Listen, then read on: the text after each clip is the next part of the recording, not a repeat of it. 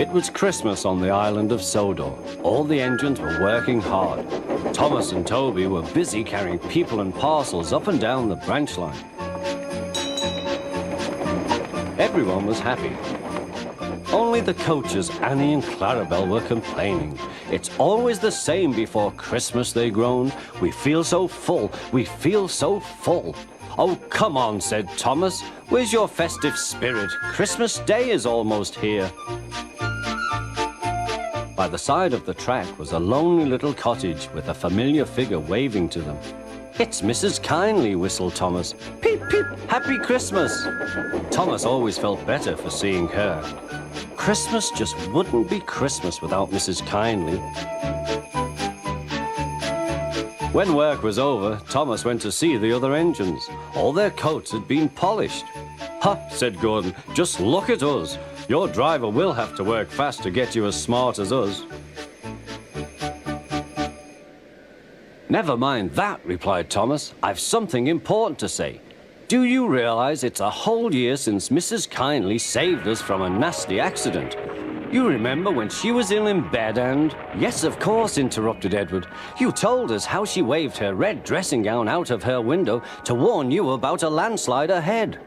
And you and Toby gave her presents, Percy joined in.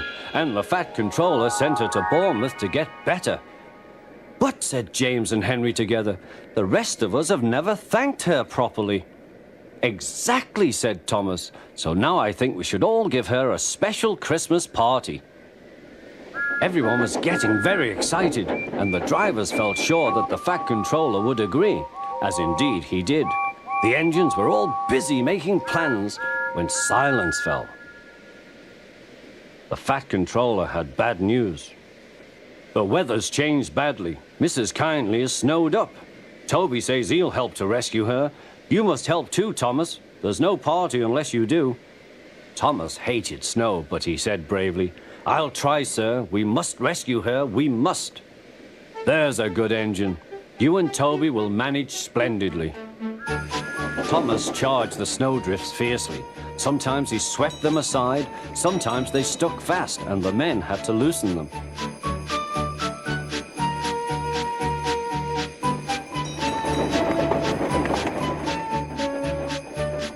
But at the cutting near the cottage, they could go no further. Look at that, exclaimed Thomas's fireman.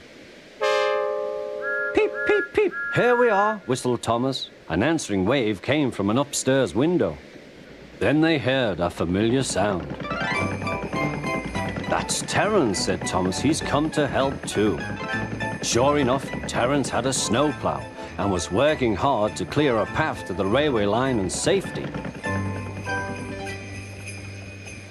At long last, the rescue was complete. Percy took the tired workmen home.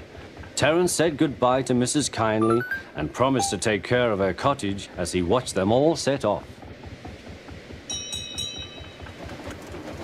The engines made good time. No more snow had fallen, but the yard was dark. Thomas's heart sank. Suddenly, all the lights went on. What a marvelous sight awaited Mrs. Kindly. Well done, said the Fat Controller. I'm really proud of you all. Mrs. Kindly especially thanked the smaller engines. Thomas and Toby are all friends, she said. And now, Percy, you are my friend too. Percy was very pleased. 3 cheers for Mrs. Kindly, he called. Peep, peep, peep, they all whistled. We wish you a Merry Christmas. We wish you a Merry Christmas. We wish you a Merry Christmas and a Happy New Year. Thomas the Tank Engine and his friends thought it was the best Christmas ever, and Mrs. Kindly could think of nowhere she would rather live than here with them on the island of Sodor.